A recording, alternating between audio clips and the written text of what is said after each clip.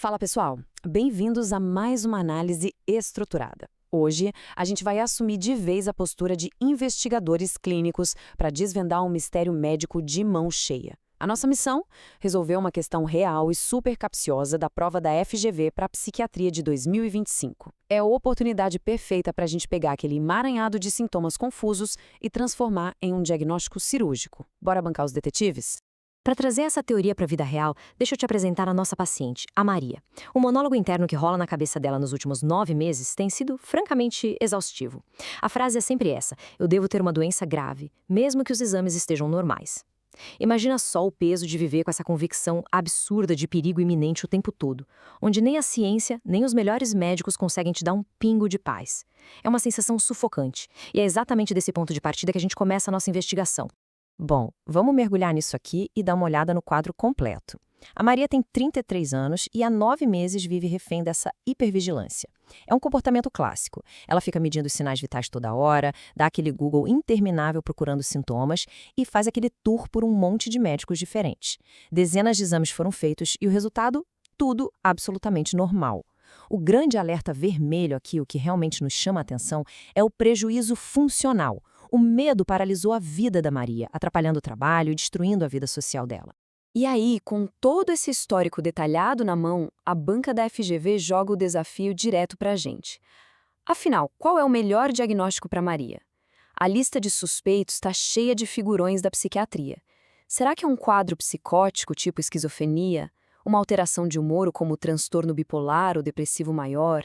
Seria a famosa síndrome de Munchausen? Ou será que estamos falando do transtorno de ansiedade de doença? Para a gente não deixar passar nenhum detalhe, nosso roteiro hoje é simples. Primeiro, o diagnóstico correto, depois a fisiopatologia, o descarte dos outros suspeitos, o tratamento e, claro, nosso resumão final com dicas de ouro. Então, indo direto ao ponto, parte 1, o diagnóstico correto. A resposta certa que a banca exige para esse caso é a letra E, transtorno de ansiedade de doença. O que, convenhamos, a gente chamava antigamente de hipocondria, né? E a sacada aqui, o que define a doença de verdade, é essa persistência irracional do medo, apesar de avaliações médicas normais. É isso que você precisa gravar. A paz de espírito que uma ressonância limpa deveria trazer simplesmente não existe. O medo sobrevive e atropela completamente a lógica. E ó, essa montanha-russa do medo não aparece do nada. Se a gente olhar a linha do tempo, a coisa geralmente começa anos antes. Fatores de risco super silenciosos, tipo um histórico familiar de doenças, traumas de infância, tudo isso vai se acumulando. Aí rola um gatilho, uma hipervigilância no mês 0, e o paciente passa a monitorar cada milímetro do corpo.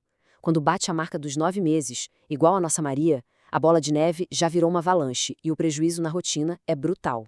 Beleza, parte 2, a fisiopatologia, o famoso por que isso acontece no cérebro.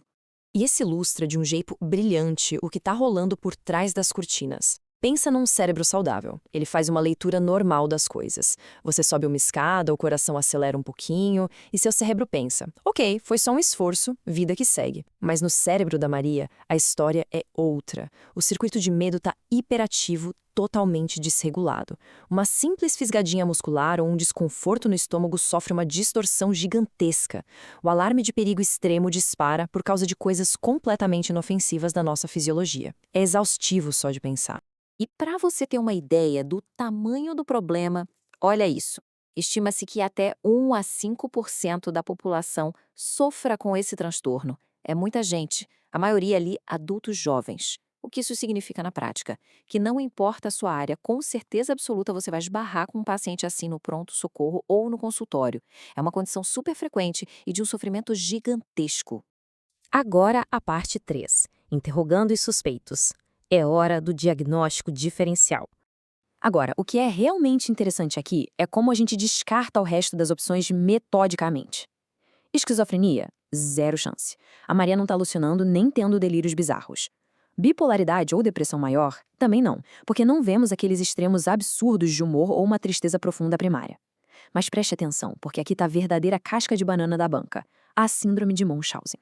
A diferença fundamental é que no Munchausen o paciente inventa ou causa o sintoma de propósito só para assumir o papel de doente.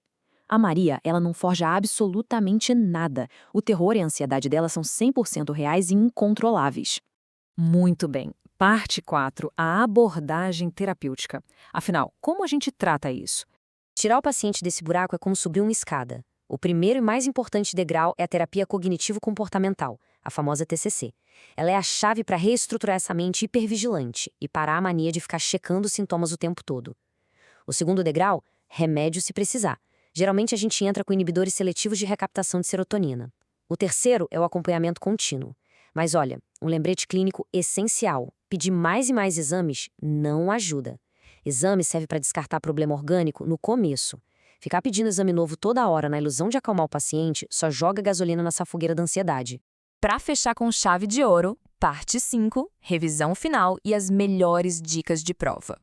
Então, o ponto crucial que você precisa levar daqui para não cair em pegadinha nenhuma é o seguinte: a característica marcante é um medo irracional que ignora os exames normais. É justamente essa busca obsessiva por segurança que destrói a vida da pessoa. O tratamento de ouro é a TCC, sem sombra de dúvidas, e não esquece de afiar o olhar clínico para diferenciar isso de coisas parecidas como o toque, transtorno somático e ansiedade generalizada, beleza?